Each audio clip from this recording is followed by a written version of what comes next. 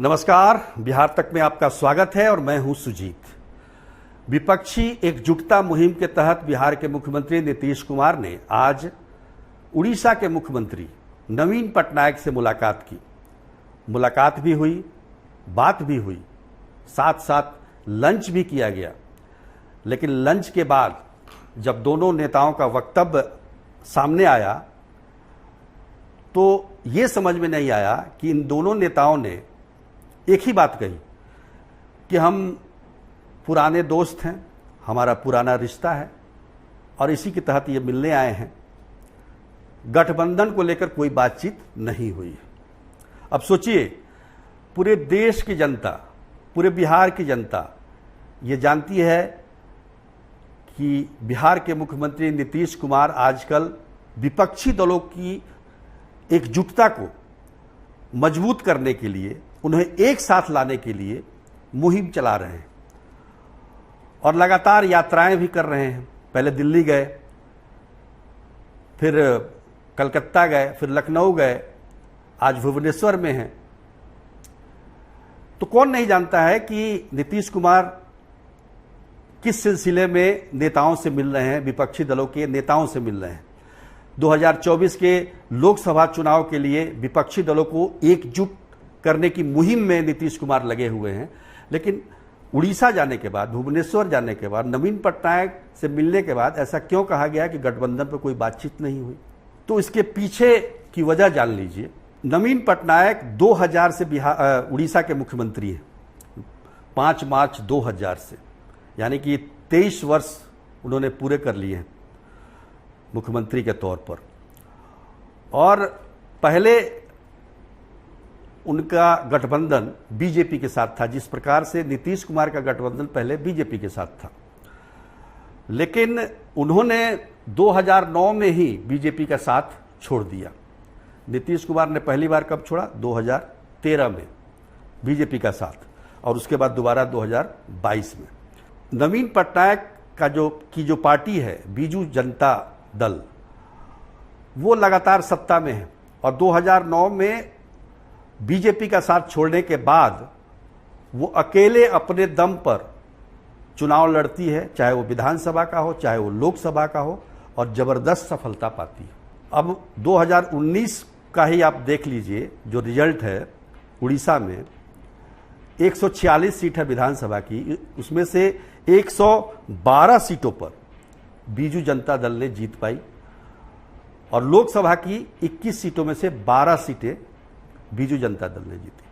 कितनी जबरदस्त सफलता है। 2019 में जबकि एक तरीके से बीजेपी हर तरफ छाई हुई थी, बिहार में तो 40 में से 39 एनडीए के खाते में सीट गई, लेकिन अकेले रहते हुए भी बीजू जनता दल यानी कि नवीन पटनायक की पार्टी ने बहुत बेहतर प्रदर्शन किया। तो अपने दम पर वो सरकार चलाते रहे हैं।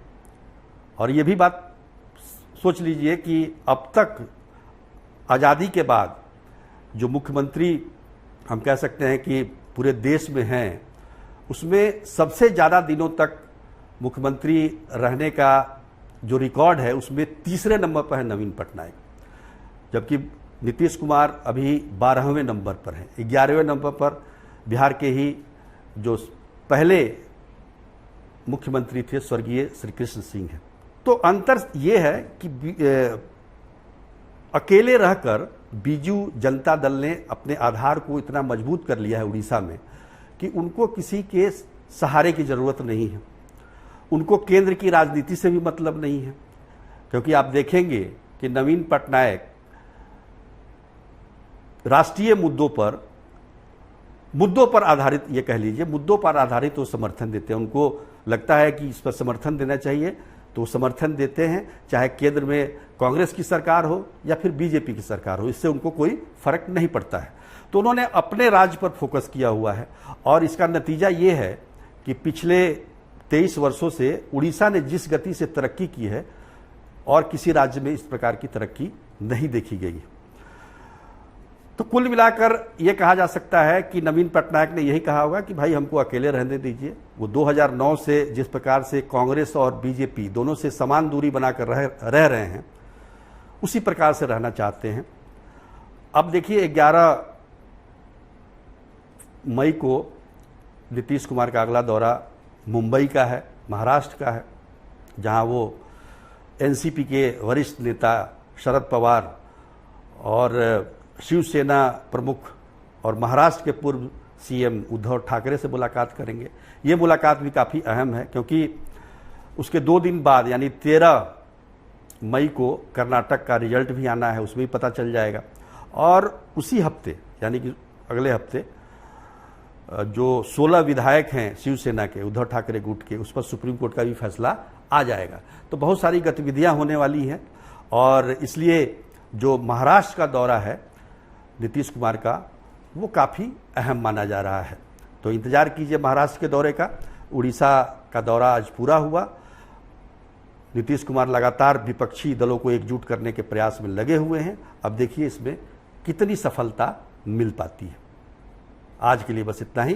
तब तक के लिए नमस्कार।